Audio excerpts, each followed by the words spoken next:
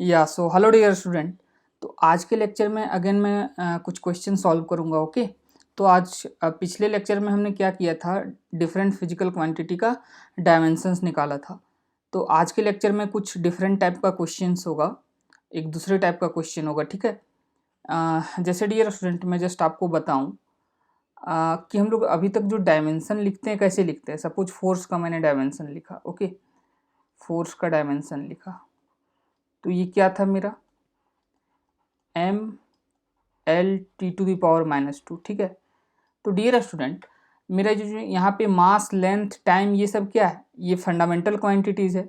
तो मैं जो भी डायमेंशन अब तक लिख रहा था वो बेसिकली जो 7 फंडामेंटल है, फंडामेंटल टर्म्स, ये आपका फंडामेंटल क्वांटिटीज़ है या बेस क्वांटिटीज़ है, उसके टर्म में लिखता था। ठीक है, जैसे मास लेंथ टाइम करंट मोल या आपका टेम्परेचर, यही मतलब जो जो भी 7 फंडामेंटल क्वांटिटीज़ है उसके टर्म में लिखता था। उसे मैं मानता था कि ये 7 फंडामेंटल क्वांटिटीज़ है और उसके टर्म में मैं डिफरेंट फिजिकल क्वांटिटी का डायमेंशन लिखता था। ठीक है, बट डियर स्टूडेंट यदि मैं ये कंसीडर कर लूँ, ये एज्यूम कर लूँ, different sets of physical quantity को मैं कंसीडर कर लूँ randomly, different sets of physical quantity को मैं कंसीडर कर लूँ एज अ फंडामेंटल क्वांटिटी या बेस क्वांटिटी। ठीक है, जैसे आप देखो यहाँ पे, यहाँ मास है, लेंथ है और टाइम है।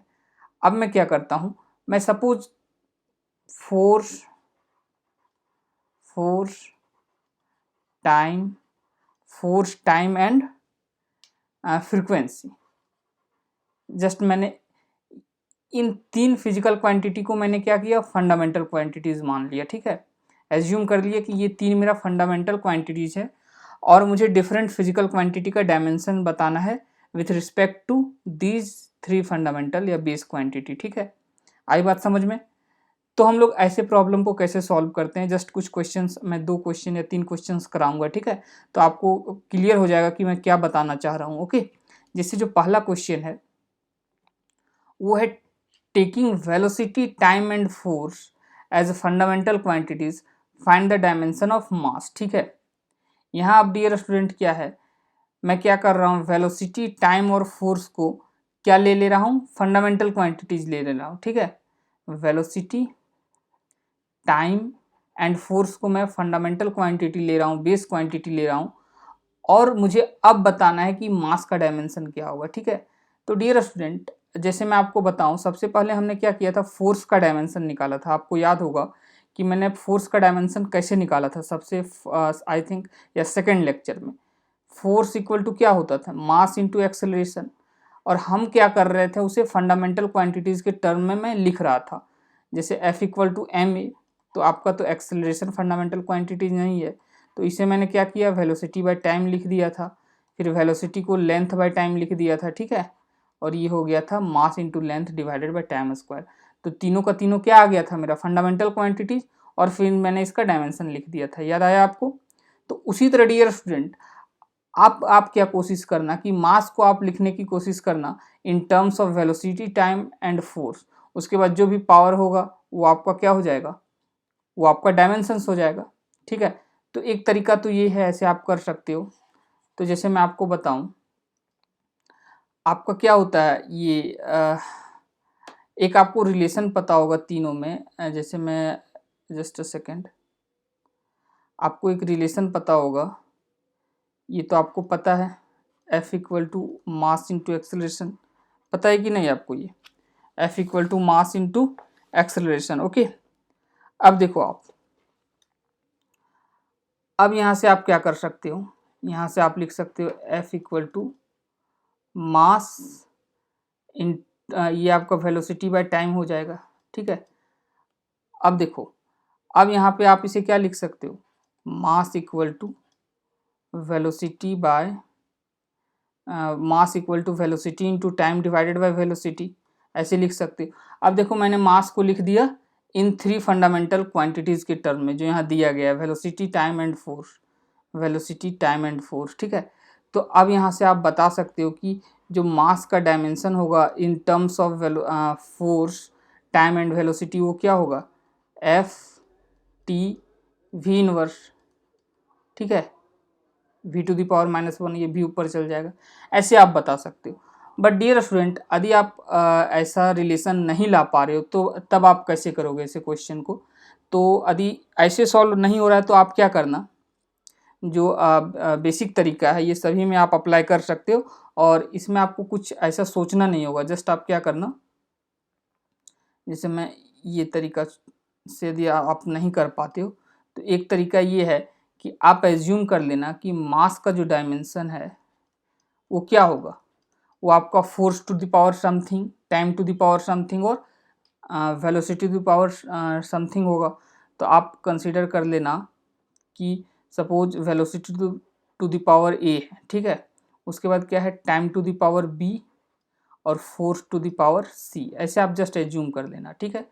उसके बाद आप क्या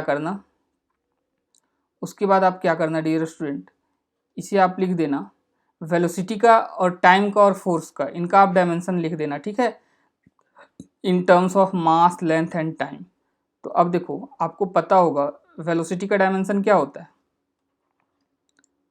वेलोसिटी का डायमेंशन आपका होता है L T to the power -1, यही होता है velocity equal to length by time to the power A. Time का क्या होता है, टाइम का होता है टी ही होता है, तो T to the power B. और फोर्स का आपको मैंने बोला था, याद रखना, वो था M L T to the power -2 to the power C, okay, ये था। उसके बाद आप क्या लिख सकते हो यहाँ से, dimension of mass is equal to, just में ए और बी और सी ये तीनों को मुझे वैल्यू फाइंड आउट करना है, ठीक है, जस्ट वही मैं कर रहा हूँ। तो अब देखो अब क्या लिख सकते हो आप, यहाँ से एल है, यहाँ पे देखो पहले एम, तो एम पे पावर कितना आ रहा है, एम पे पावर सी आ रहा है, आप देख रहे हो एम पे पावर, यहाँ से आप देखो सी आ रहा है। एल पे क्या आएगा, यहाँ से आपका ए, यहाँ से आपका सी, एल पे पावर ए प्लस सी आ गया। और उसके बाद टी, टी पे पावर क्या आ रहा है, -a, और यहाँ से +b, और यहाँ से -2c, ठीक है, आई बात समझ में आपको। उसके बाद डियर स्टूडेंट अब क्या करो, अब जस्ट आप दोनों साइड के पावर को कंपेयर कर दो, ठीक है। तो देखो यहाँ पे, यहाँ से आप c इक्वल टू क्या लिख सकते हो, यहाँ c का पावर इधर क्या है 1 है, ठीक है, तो c इक्वल टू 1। उसके बाद देखो l का पावर इधर a प्लस सी है और इधर l का टर्म है ही नहीं, मतलब l टू द पावर 0 है, तो ये 0 हो गया। तो यहाँ से आपका a इक्वल टू क्या आ जाएगा -c, और c का वैल्यू क्या है, c का वैल्यू आपका -1 है, ठीक है। उसके बाद डियर स्टूडेंट c का वैल्यू 1 है तो a का वैल्यू -1 हो जाएगा। उसके बाद जो t का आपका पावर है वो क्या है, वो -a प्लस b -2c, और इधर t का पावर 0 है, ठीक है, t का टर्म ही नहीं है। अब आप क्या करो, यहाँ से a का वैल्यू आपको पता है क्या है, ये a का वैल्यू -1 है, ठीक है, a का वैल्यू -1 है। तो और यहाँ ये आपका क्या है माइनस, जस्ट अ सेकेंड, हाँ, यहाँ ये आपका है माइनस माइनस ये प्लस हो जाएगा, ठीक है। और यहाँ b क्या है आपका डियर स्टूडेंट, b आपका आई थिंक b ही निकालना है, ठीक है। और c का वैल्यू क्या होता है आपका, c का वैल्यू 1 दे रखा है, ठीक है। तो जब आप इसे सॉल्व करोगे तो ये b का वैल्यू क्या आ जाएगा, 1 आ जाएगा। b का वैल्यू क्या आ जाएगा, b का वैल्यू डियर स्टूडेंट 1 आ जाएगा, ओके। तो अब देखो आप, अब यहाँ से आप मास को लिख सकते हो इन terms of velocity, time and force, और डायमेंशन बता सकते हो। तो इसका डायमेंशनल फार्मूला लिख दो। तो देखो अब आप क्या लिख सकते हो, मास का जो डायमेंशन लिखोगे आप, डायमेंशनल फार्मूला क्या लिखोगे, v to the power 1, A आपका क्या आया v to the power -1, actually a equal to -1 है। t to the power b है तो b का वैल्यू क्या आया है, v का वैल्यू क्या आया है, जस्ट अ सेकेंड, b का वैल्यू आपका आया है 1, ठीक है, तो ये यही रह जाएगा। उसके बाद f का f पे पावर c है, c का वैल्यू क्या आया है, c का भी वैल्यू 1 आया है, ठीक है। तो ये आपका डायमेंशन फार्मूला आपने लिख दिया in terms of velocity, time and force. आई बात समझ में। उसके बाद डियर स्टूडेंट जो नेक्स्ट क्वेश्चन है वो क्या है, यदि मैं नेक्स्ट क्वेश्चन देखूं, if density acceleration due to gravity g and frequency f are basic quantities find the dimension of force. ठीक है, मतलब फोर्स का आपका डायमेंशंस बताना है, डायमेंशनल फार्मूला बताना है। ठीक है, डायमेंशनल फार्मूला लिख दोगे तो वहाँ से आपका डायमेंशन दिख जाएगा, जो पावर होगा वही डायमेंशंस होगा। ठीक है, तो अब फोर्स को आपको लिखना है in terms of density, acceleration due to gravity and frequency. तो अब वही करो, लिखो डायमेंशन ऑफ फोर्स क्या आएगा, कुछ भी आएगा तो वो आपका डेंसिटी टू पावर समथिंग आएगा। सपोज ए मैं ले लेता हूँ, suppose A, acceleration due to gravity उस पर पावर बी, और जस्ट मैंने जो पीछे प्रोसेस किया था वही करना है। उसके बाद डियर स्टूडेंट फ्रीक्वेंसी पे पावर सी आप मान लो। ठीक है, ये तरीका है।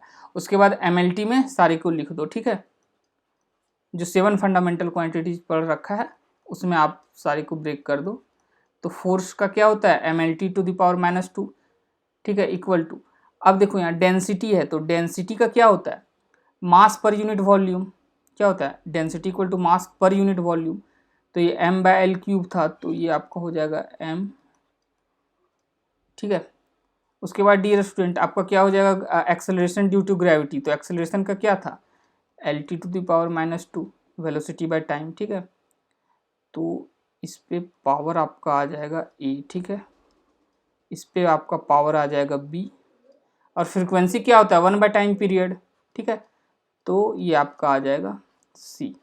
अब सबको अलग कर दो आप, तो यहाँ से आप क्या लिख सकते हो dear student, mlt to the power -2 is equal to, देखो अब यहाँ m टू द पावर यहाँ पे क्या आ जाएगा, a आ जाएगा, m to the power a। l to the power क्या आएगा, देखो यहाँ से आपका -3a -3a। ठीक है, और यहाँ से आपका b, और यहाँ से आपका क्या आ जाएगा l यहाँ पे l है ही नहीं। ठीक है, उसके बाद आप देखो t पे पावर क्या आएगा, -2b। t पे पावर क्या आएगा, -2b, और यहाँ से देखो ये आपका आ जाएगा -t। ठीक है, आई बात समझ में। अब देखो डियर स्टूडेंट, अब जस्ट आप पावर को कंपेयर कर दो या डायमेंशंस को आप कंपेयर करो, तो आप क्या करोगे, a इक्वल टू क्या आ जाएगा आपका 1 आ जाएगा। ठीक है, अब l का पावर कंपेयर करते हैं, l का डायमेंशन कंपेयर करते हैं, 3a प्लस b। ये आप देखो इधर l का क्या है, 1 है, तो a का तो मैंने निकाल रखा है, -3 × 1। ठीक है, तो यहाँ से आपका b आ जाएगा क्या, b यहाँ से आपका आ जाएगा डियर स्टूडेंट 4। उसके बाद देखो डियर स्टूडेंट t का डायमेंशन या t का पावर देखते हैं, उसे कंपेयर करते हैं। इधर मेरा -2b -c है, इधर क्या है, -2 है। ठीक है, अब देखो आप b का तो मुझे पता है 4 है इसका वैल्यू। ठीक है, ये आ गया, तो यहाँ से आप क्या लिख सकते हो, यहाँ से आपका जो c का वैल्यू आएगा डियर स्टूडेंट, वो आ जाएगा आपका, c का जो वैल्यू होगा वो आ जाएगा आपका -6। क्या आ जाएगा, -6। ओके, तो अब आप क्या कर सकते हो, अब आप फोर्स को लिख दो, फोर्स का डायमेंशनल फार्मूला लिख दो। क्या आएगा,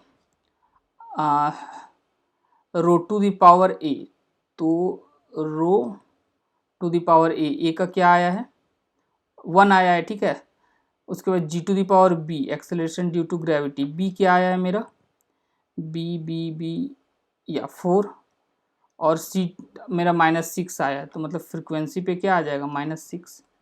आई बात समझ में आप लोगों को।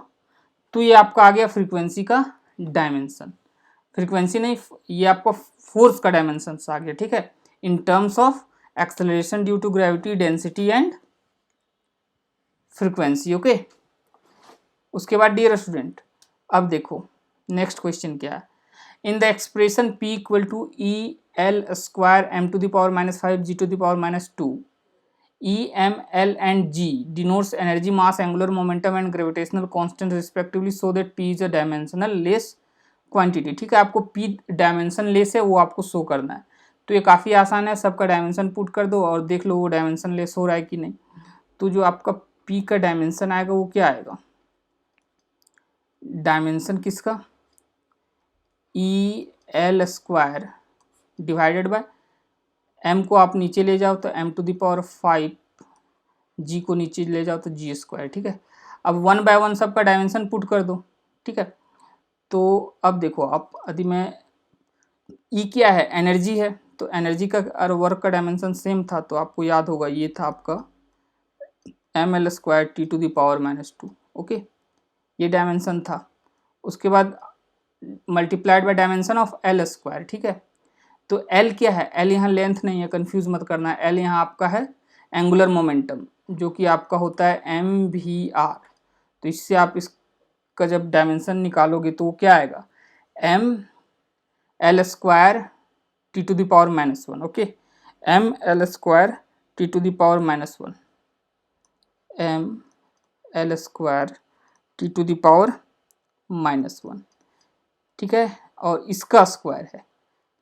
उसके बाद डियर स्टूडेंट नीचे आ जाओ अब आप, ये तो m⁵ ही है, और g ग्रेविटेशनल कांस्टेंट, इसका क्या था आपको याद है डायमेंशन, इसका डायमेंशन आपका था dear student m⁻⁻1 L⁻³ and T⁻⁻², okay.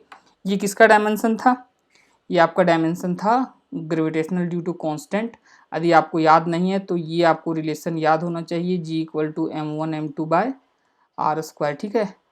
तो यहाँ से आप g = क्या लिख सकते हो, fr² / g m1m2, just a second, आप यहाँ से g लिख सकते हो fr² / m1m2, ठीक है। यहाँ से आप निकाल सकते हो इसका डायमेंशन।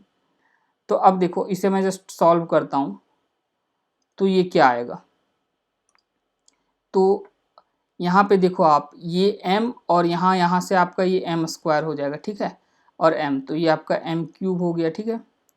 उसके बाद l देखो, यहाँ l² और यहाँ आपका l² और 2, मतलब यहाँ 4 और +2 6, तो l⁻, यहाँ क्या आ जाएगा आपका l⁻6 आ जाएगा, यहाँ g² था तो यहाँ स्क्वायर हो जाएगा, तो यहाँ से आपका आ जाएगा l⁻6, ठीक है।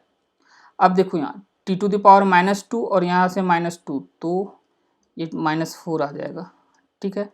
अब देखो डिवाइडेड बाय, यहाँ m⁵ है, यहाँ m⁻⁻1 और यहाँ से आपका 2 मल्टीप्लाई होगा तो -2, तो ये आपका ये भी m³ ही हो जाएगा। l देखो, l यहाँ से 6 हो जाएगा, 3 × 2 6, और t क्या हो जाएगा, t भी यहाँ -2 × 2 -4। अब देखो ये ऊपर नीचे कैंसिल हो रहा है, तो ये क्या आ जाएगा आपका m0 l0 t0। तो इससे पता चल गया कि आपका जो p है वो क्या है, डायमेंशन लेस है, ओके। तो ये था डियर स्टूडेंट आज के लिए, फिर मिलेंगे नेक्स्ट लेक्चर में, ओके। या सो बाय एवरीवन।